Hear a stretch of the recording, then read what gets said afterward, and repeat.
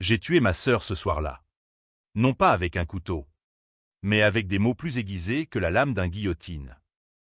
Son corps gisait encore chaud sur le parquet ciré de notre appartement haussmannien à Paris. Quand j'ai réalisé que la vengeance n'efface pas le sang, elle le fait couler plus profond.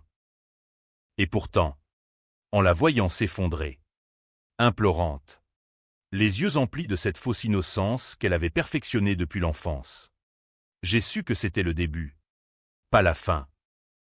Paris, cette ville de lumière qui cache tant d'ombre, m'a vu naître et me briser en même temps. J'étais le petit frère, celui qui ramassait les miettes après que Claire, ma sœur aînée, avait déjà dévoré la part du lion. Maman nous avait élevés seuls dans le marais, entre les odeurs de baguettes fraîches et les murmures des amants volés dans les cours intérieures. Elle était professeure de littérature à la Sorbonne. Une femme aux mots comme des flèches, qui nous lisait Baudelaire le soir pour nous endormir ou nous réveiller, selon l'humeur. La trahison est le sel de l'amour, disait-elle souvent, citant je ne sais quel poète maudit. Ironie du sort. C'est ce sel qui a empoisonné notre sang familial. Tout a basculé le jour de sa mort. Maman s'est éteinte dans une chambre d'hôpital de la Pitié-Salpêtrière. Un cancer qui rongeait ses poumons comme un reproche silencieux pour toutes les cigarettes partagées avec ses étudiants rebelles. Elle n'avait pas d'argent. Ou du moins, c'est ce qu'elle nous avait fait croire. Son appartement, un modeste 2 pièces rue des Francs-Bourgeois, valait à lui seul 1 million d'euros, un trésor caché dans les murs séculaires de Paris. Et puis il y avait les bijoux, les tableaux volés à l'héritage de grand-père, et un compte secret que personne ne connaissait, 200 000 euros, fruit de ses conférences internationales et de ses livres sur le romantisme français. Claire est arrivée à l'hôpital avec son air de madone offensée, les cheveux relevés en chignon impeccable, une robe Chanel vintage qui hurlait « Je suis au-dessus de tout ça ». Elle avait 35 ans, moi 28, et elle me regardait toujours comme si j'étais le chiot errant qu'elle tolère à ses pieds. François, maman nous laisse à nous deux, m'a-t-elle dit en serrant ma main, ses ongles manucurés s'enfonçant dans ma peau comme des cerfs. Mais je sentais déjà le mensonge, cette odeur âcre qui collait à elle depuis des années. Les funérailles ont été un cirque discret, sous la pluie fine d'octobre qui rend Paris encore plus mélancolique.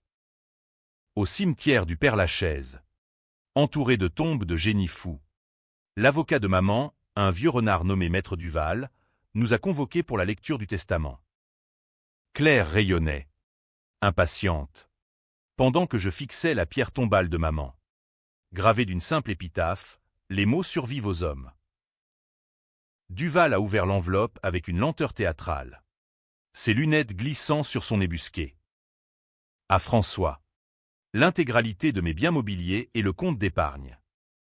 À Claire, rien. Le silence qui a suivi était plus lourd que le brouillard sur la Seine. Claire hablé-me. Ses lèvres tremblant comme si elle allait implorer les fantômes de Chopin et Proust. C'est une erreur. Maman m'avait promis. Pour mon mariage. Son fiancé, un banquier snob nommé Étienne, l'a soutenu d'un bras possessif. Ses yeux calculateurs déjà en train de jauger la perte financière. J'ai ri. Un rire sec qui a résonné comme un éclat de verre brisé. Promis, maman détestait les promesses non tenues. Claire. Et toi? Tu en as brisé tant. Ce soir-là. De retour à l'appartement. Elle a explosé. Nous étions assis dans le salon aux meubles Louis-Philippe. Un verre de Bordeaux à la main, tradition familiale pour noyer les chagrins. François. Tu ne comprends pas. Étienne et moi. On a besoin de cet argent. Le mariage à Saint-Germain-des-Prés. La robe chez Dior. Les invités. 50 000 euros. C'est le minimum. Maman savait. Elle m'avait dit qu'elle me laisserait la moitié. Ses yeux brillaient de larmes. Mais je connaissais ce regard, celui du serpent qui mue sa peau. J'ai secoué la tête, sentant la rage monter comme une marée noire. La moitié? Pour un mariage que maman haïssait déjà? Elle m'a tout dit. Claire. Sur l'appartement. Sur le compte. Et sur toi. Elle s'est figée. Son verre suspendu à mi-chemin de ses lèvres. Qu'est-ce que tu veux dire? J'ai sorti de ma poche une lettre froissée. Celle que maman m'avait glissée en secret 2 jours avant sa mort. Lis-la. Lis comment tu as volé ses idées pour tes propres articles. Comment tu as couché avec son éditeur pour un contrat que tu as signé à son nom. Comment tu m'as fait porter le chapeau pour l'accident de voiture en 2015, celui où papa est mort. Et où tu étais au volant. Ivre de champagne après ta promotion volée. Ces mensonges se sont écroulés comme un château de cartes sous le vent d'automne. Elle a nié. Bien sûr. Avec cette ferveur hystérique qui la caractérisait. C'était un accident. Et maman. Elle exagérait. François. S'il te plaît. La moitié. Juste la moitié. Pour l'héritage familial. J'ai vu rouge. Littéralement, le sang de maman bouillonnant dans mes veines. L'héritage, tu l'as piétiné depuis des années. Tu m'as laissé pourrir en prison pour ton crime. Claire.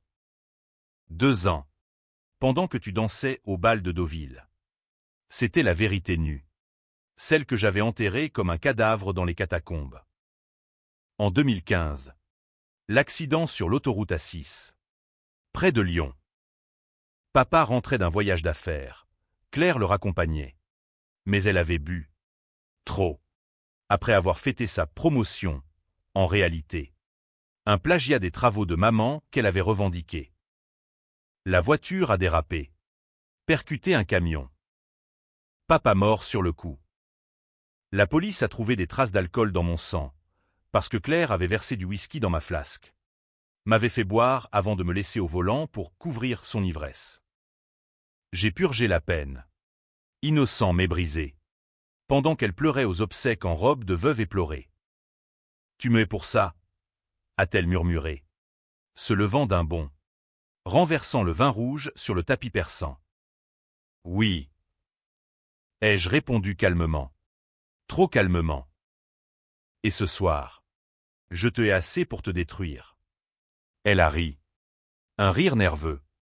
Et a attrapé son téléphone. Appelle l'avocat. On contestera le testament. J'ai des preuves. François. Des lettres de maman où elle me promet tout. Mensonge. Encore.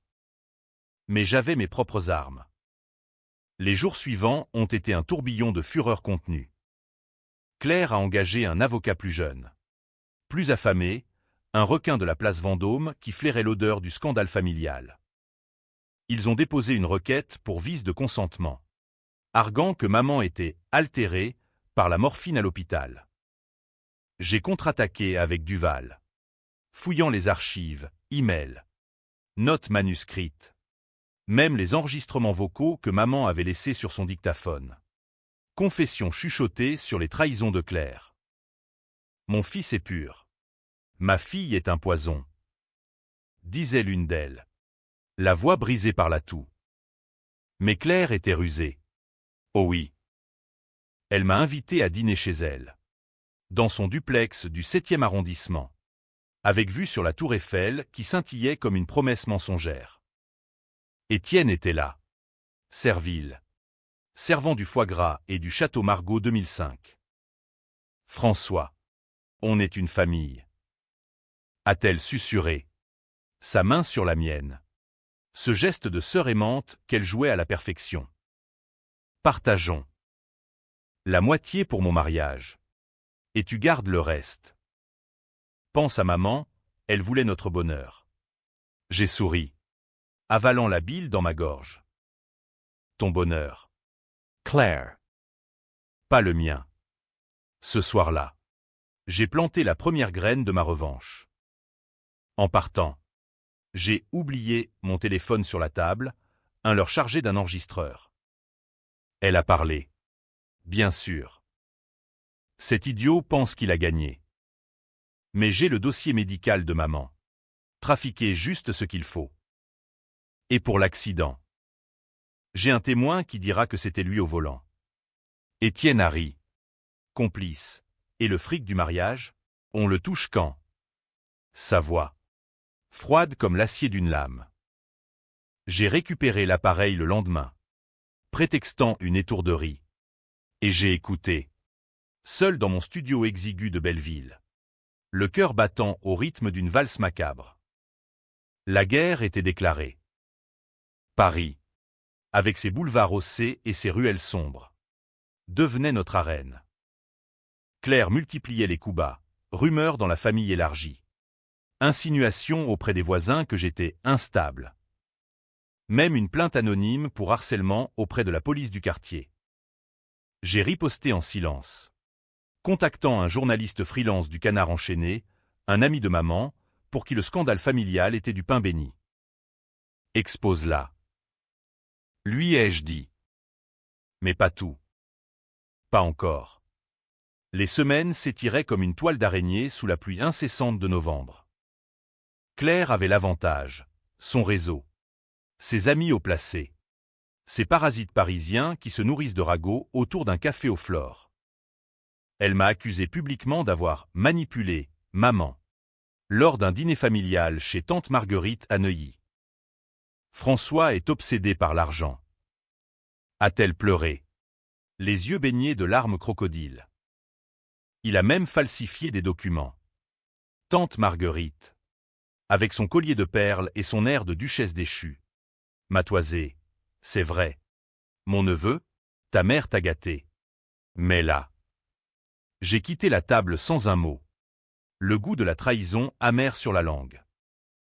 Dehors, sous les néons blafards de l'avenue Foch, j'ai vomi, non pas de rage, mais de dégoût pour cette farce qu'était notre lignée. Retour à Belleville. Mon refuge de graffiti et de kebab.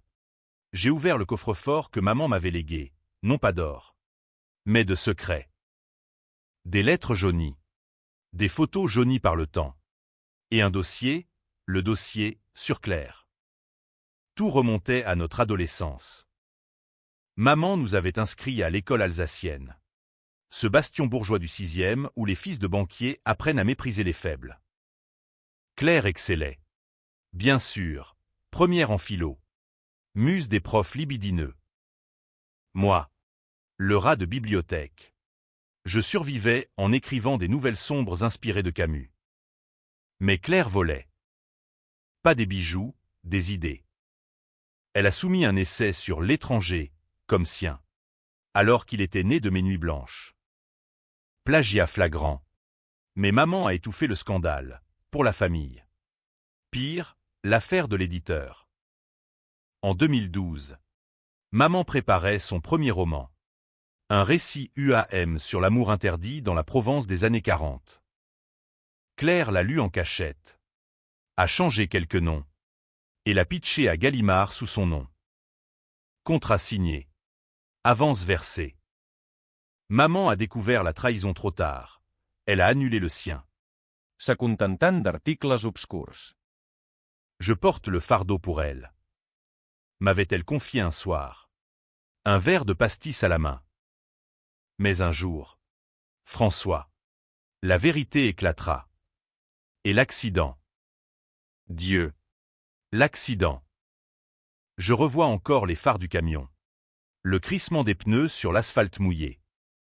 Claire au volant. Riant d'une blague d'Étienne au téléphone. Papa. Descends-toi un verre avec moi. Avait-elle lancé? La bouteille de mouette à la main. J'étais à l'arrière. Sous par sa faute. La flasque empoisonnée. Elle a freiné trop tard. Impact. Papa éjecté. Mort sur place. À l'hôpital. Claire a juré, c'était François. Il a pris le volant. Ivre. Les analyses, trafiquées par un labo ami de la famille, un service pour protéger l'honneur. J'ai passé 2 ans à Fleury-Mérogis, entre voyous et regrets, écrivant des lettres à maman que je brûlais ensuite. Claire, elle a hérité de la voiture neuve de papa et d'une condoléance de 20 000 € de l'assurance. Maintenant, elle voulait la moitié de l'héritage pour un mariage à 50 000 €. 50 000, le prix d'une robe. d'un traiteur étoilé, d'un photographe pour immortaliser son triomphe. Pour l'amour, plaidait-elle dans ses emails aux avocats. Mais j'entendais l'avidité, ce grognement de louve affamé. Ma revanche s'étourdit dans l'ombre. J'ai commencé par les petites piqûres, un appel anonyme à Étienne, feignant d'être un créancier. Votre fiancé doit de l'argent pour un plagiat non payé. 20 000. Ou le scandale. Il a raccroché. Mais j'ai vu la fissure, lors du prochain dîner. Ses regards en coin vers Claire. Puis, les médias. Mon contact au Canard a publié un entrefilet voilé, héritage Sorbonnard, une fille ingrate dans la tourmente. Claire a paniqué, m'appelant à minuit. C'est toi, François? Arrête, on peut s'arranger. Arranger quoi? Ton mensonge? Ai-je répondu. La voix calme comme la Seine en crue. Elle a supplié. Proposé 20 000 pour qu'elle parte en lune de miel. J'ai refusé. Au lieu de cela, j'ai fouillé plus profond. Dans le dossier de maman, une photo, Claire, adolescente, avec un homme plus âgé, notre oncle distant. Henri, le collectionneur d'art. Une lettre jointe, elle m'a séduit pour l'argent. François. Pour ses caprices. Ne la laisse pas gagner. Inceste? Non. Manipulation pure. Henri avait légué à maman une partie de sa collection pour réparer. Claire l'ignorait. J'ai contacté Henri. Vivant reclus à Nice. Votre nièce veut ma ruine. Lui ai-je dit au téléphone. La voix tremblante. Il a ri. Un rire rauque de vieil homme brisé. Expose-la. Mon garçon. Mais attention, les serpents mordent en se tortillant. Il m'a envoyé des emails anciens. Des virements bancaires, preuve que Claire avait extorqué 10 000 € pour ses études. Le tribunal approchait, audience préliminaire au palais de justice de l'île de la Cité. Claire y est entrée comme une reine. Bras dessus bras dessous avec Étienne. Son alliance temporaire scintillant. Moi, seul, en veste usée, sentant le poids des siècles gothiques sur mes épaules. Duval a plaidé la validité du testament, l'avocat de Claire. Un jeune loup nommé Lambert a contre-attaqué avec des faux-semblants, la défunte était sous influence médicamenteuse. Mais j'avais mon atout, l'enregistrement. Duval l'a joué discrètement, en privé, pour intimider. La voix de Claire, j'ai trafiqué le dossier. Et pour l'accident. Le juge a froncé les sourcils, Lambert a pâli. L'audience a été ajournée. Mais le poison coulait. Ce soir-là, Claire m'a attendu devant chez moi. Trempée par la pluie. Les yeux rougis. François. S'il te plaît. Retire l'enregistrement. J'annule le mariage si tu veux. Mensonge. Encore. J'ai fermé la porte. Mais pas avant de voir Étienne dans l'ombre de la ruelle. Son téléphone à l'oreille, appelant sans doute son propre avocat. La trahison s'étendait. Comme une tache d'encre sur un parchemin ancien. Pourtant, dans la solitude de ma chambre, je doutais. Était-ce vengeance ou folie? Maman aurait-elle approuvé? Ces mots de Baudelaire revenaient. Hypocrite lecteur. Mon semblable. Mon frère. Étais-je le frère? Ou le hypocrite? Décembre enveloppait Paris d'un manteau de givre, transformant les Champs-Élysées en un décor de cartes postales cruelles. Les lumières de Noël clignotaient comme des mensonges festifs, tandis que ma guerre contre Claire atteignait son paroxysme.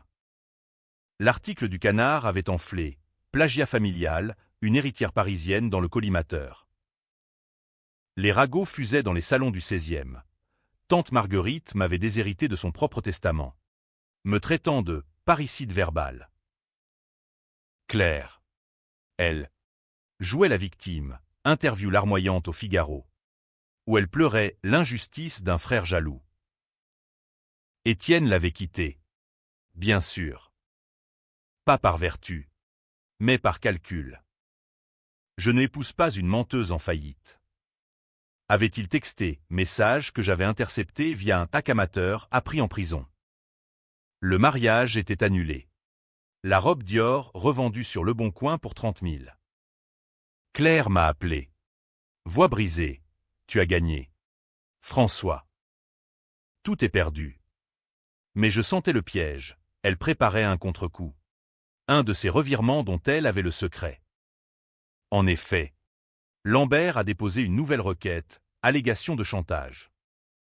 Mon client, Monsieur François, a extorqué des informations personnelles. Clamait-il, brandissant des faux emails que j'aurais soi-disant envoyés. Faux. Bien sûr, Claire les avait fabriqués. Aidé par un hacker du dark web contacté via un bar louche de Pigalle. J'ai ri en les lisant, si maladroit, si désespéré. Duval a contre-attaqué avec les virements d'Henri, preuves irréfutables d'extorsion par Claire. Le juge, une femme austère nommée Madame Lefebvre, a ordonné une expertise graphologique. Attendant le verdict, j'ai plongé dans les catacombes, littéralement. Paris cache ses morts sous ses pieds.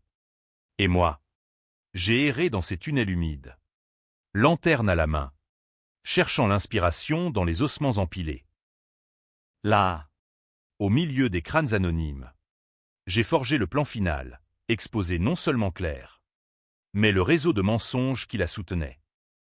Étienne, Lambert, même tante Marguerite, tous complices par silence ou avidité.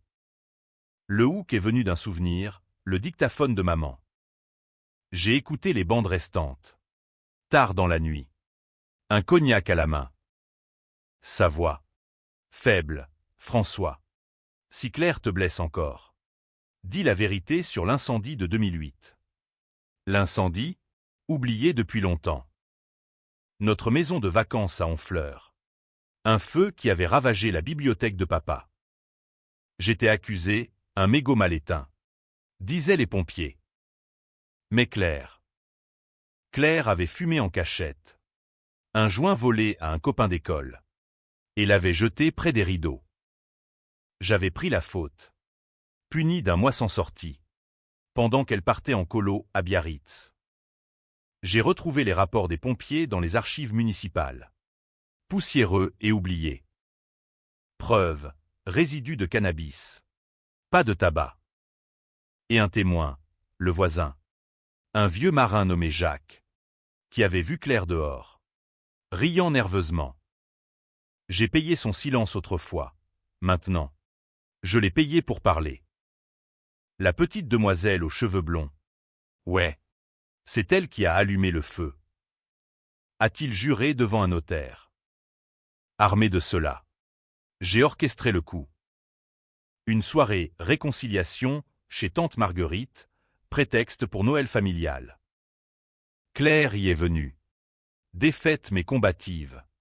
En fourrure synthétique et sourire forcé. François. Trêve, a-t-elle murmuré en m'embrassant la joue. Son parfum Chanel étouffant. J'ai hoché la tête. Servant le champagne. La tablée, tante. Cousin snob. Même Henri de Nice. Que j'avais convié. À minuit. Sous le sapin clinquant. J'ai pris la parole. Pour maman. Pour la vérité. J'ai lancé l'enregistrement au pas celui de Claire. Mais celui de l'incendie. Voix de Jacques superposée aux aveux de maman. Silence de mort. Claire a pâli. Son verre tremblant. Mensonge. C'est du montage. Mais Henri s'est levé. Pas pour moi.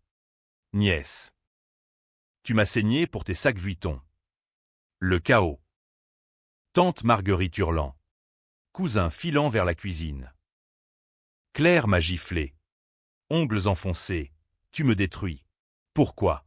Une vengeance mesquine. J'ai attrapé son poignet. Pour papa. Pour maman. Pour les années que tu m'as volées. Étienne a appelé depuis la porte. C'est fini. Claire. Je porte plainte pour diffamation. Elle s'est effondrée. Sanglotant pour de vrai cette fois. François. J'avais peur. Peur de ne pas être assez. Aveu ou nouveau piège. J'ai tourné les talons, laissant la famille en lambeaux. Dehors. La neige tombait. Première de l'hiver. Effaçant les traces comme un pardon impossible. Mais la nuit n'était pas finie. À l'aube. Appel de Duval, le juge a tranché. Testament valide. Mais Claire contre-attaque avec une demande de médiation familiale. Médiation, un piège pour me piéger en public. J'ai accepté, sentant le nœud se resserrer. La médiation s'est tenue dans un bureau anonyme du tribunal de grande instance. Une pièce au mur beige qui puait le désinfectant et les compromis avortés. Madame Lefebvre présidait, impassible comme une statue de la Concorde. Claire était là, métamorphosée, cheveux lâchés, tailleur pantalon sobre, air de femme repentie. À ses côtés, un nouveau avocat, une femme. Cette fois, une Amazone aux lunettes cerclée d'or nommée Sophie Renaud. Mon client cherche la paix. A-t-elle déclaré d'emblée? Mais la vérité mérite d'être entendue. J'ai souri intérieurement. La paix? Claire ne connaissait que la guerre. Duval a ouvert. Madame veut la moitié pour un mariage annulé. Ridicule.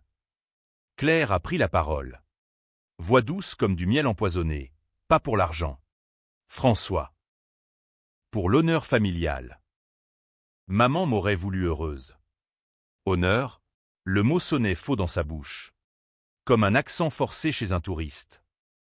Puis le twist, Sophie a sorti un dossier. Preuve que François a manipulé les enregistrements. Et un secret sur l'héritage.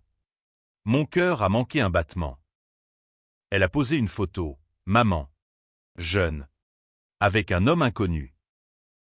Votre mère a eu une liaison. L'argent vient de lui, un amant riche, qui a légué en secret. Claire en savait, et voulait protéger la famille. Mensonge pur, mais ficelé serré.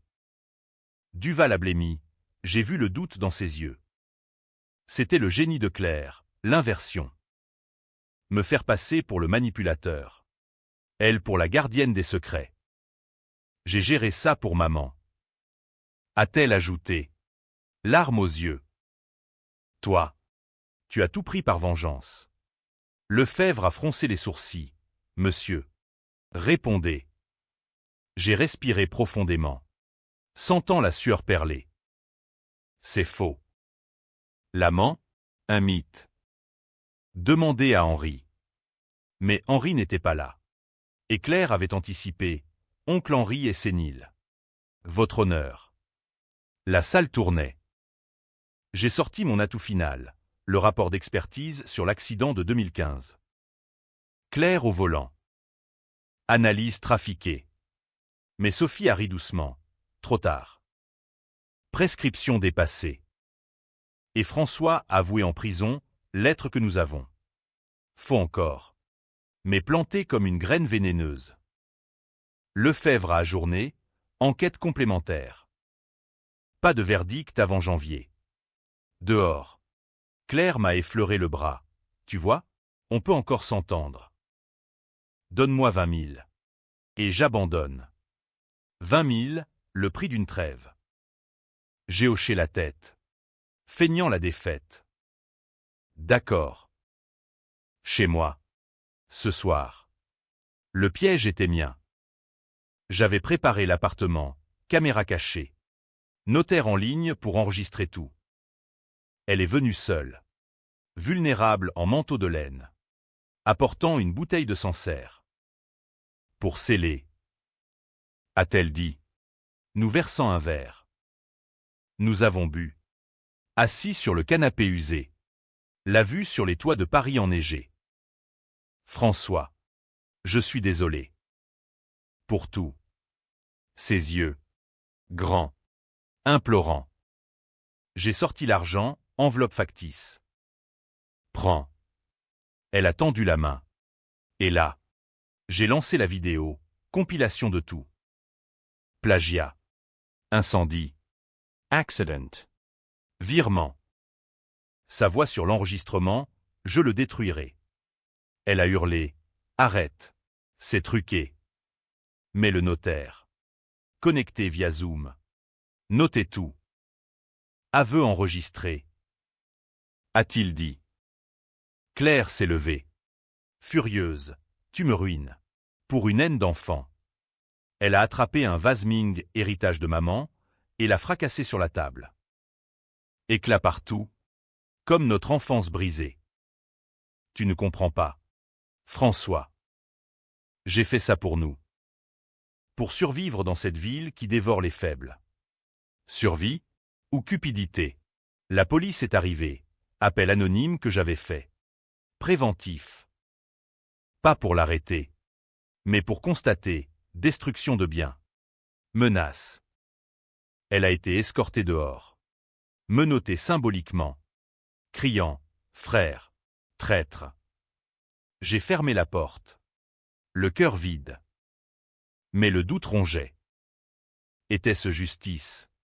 Ou cruauté? Les jours suivants. Harcèlement, appel de cousin. Email de Sophie menaçant un procès pour diffamation. Le Canard a publié la suite, inceste financier et trahison, le clan parisien implose. Scandale total. Claire a fui à Nice. Chez Henri, ironie, pour se reposer. Pourtant, en méditant seul au Louvre, devant la Joconde au sourire énigmatique, j'ai vu mon reflet, un monstre ou un justicier. Maman aurait ri, la vengeance est un plat qui se mange froid. Mais il laisse un goût de cendre. Janvier 2026 apporta un froid mordant. Le genre qui gèle les âmes autant que les doigts. L'enquête Lefebvre traînait. Enlisée dans les méandres bureaucratiques français, requête. Contre-requête. Experts qui se contredisent comme des amants jaloux. Claire avait disparu des radars publics. Mais pas de ma vie. Lettres anonymes glissées sous ma porte. Photos de moi déformées en monstre. Même une croix de feu dessinée sur le trottoir devant chez moi. Tu paieras. Disaient les notes. D'une écriture tremblante qui trahissait sa rage. J'ai renforcé mes défenses, serrure neuve. Alarme. Et un pistolet à eau symbolique. Mais réconfortant. Paris. Ma ville amante. Se muet en ennemi, regard en coin dans le métro. Murmure dans les brasseries. C'est lui. Le frère vengeur. Chuchotaient les serveurs au Procope. Ma job de correcteur freelance s'effritait, éditeurs hésitants. Contrats annulés.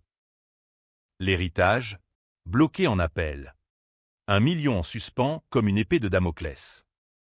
Le twist vint d'une source inattendue, Étienne. Il m'a contacté via un café discret à Montparnasse. Son costume Armani froissé. Barbe de 3 jours. Je sais tout sur Claire. A-t-il dit. Commandant un double espresso. Elle m'a menti sur vous. Sur l'accident. Et sur l'héritage. J'ai haussé un sourcil. Pourquoi me dire ça maintenant? Il a souri. Amer. Parce qu'elle m'a largué pour un autre, un juge. Figurez-vous. Et elle garde mon fric. Aidez-moi à la couler. Et je témoigne. Complot? Sans doute. Mais Étienne avait des preuves. Capture d'écran de chat avec le juge, un certain Bertrand. De l'entourage de Lefebvre. Claire l'avait séduit pour influencer l'enquête, dîner au Meurice. Nuit à l'hôtel Lutetia. Elle est un caméléon. A-t-il craché? Lisse. Adaptable. Mortel. J'ai ri, comme notre mère le disait. Nous avons scellé l'alliance sur un handshake froid. Planifiant l'exposition finale. La cour d'appel. Au palais de justice. Fut un théâtre d'ombre. Lefebvre siégeait. Plus ridé. Comme si le poids des secrets l'avait usé. Claire entra radieuse. Au bras de Bertrand, twist public. Scandaleux. Ma fiancée. Présenta-t-elle. Osant. Sophie plaida. Nouvelle preuve, François est violent. Instable. Mais Étienne surgit comme témoin surprise. Faux. C'est Claire la menteuse. Voici les messages. Chaos. Bertrand pâlit. Niant, Lefebvre tapa du marteau, hors de ma cour. Claire hurla. C'est un complot. François et Étienne. Ensemble contre moi.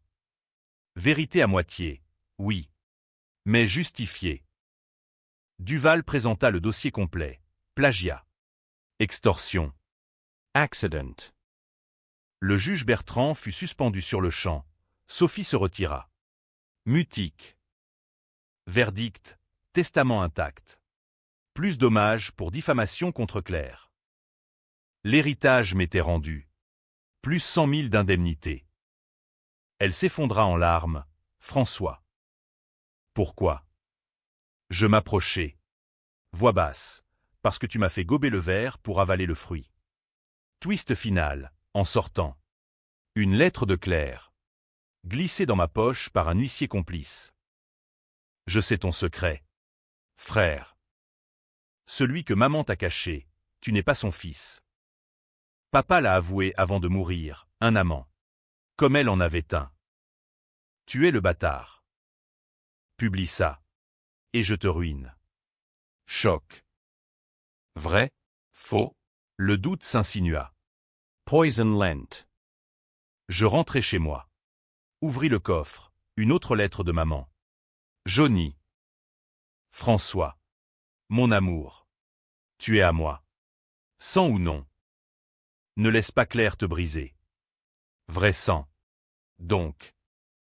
J'ai brûlé la lettre de Claire. Riant dans le vide.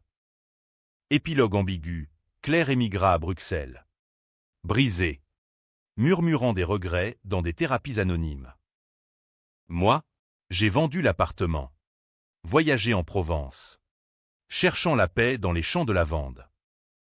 Mais la vengeance laisse des cicatrices, nuit par son regard. Doute sur ma propre noirceur. Heureux? Non. Juste? Peut-être. Paris rit toujours de nos drames. Indifférente. Et moi? Je vis. Ombre parmi les lumières. Guettant le prochain mensonge. Fin. Ou début d'une nouvelle trahison. À vous, lecteurs, de juger.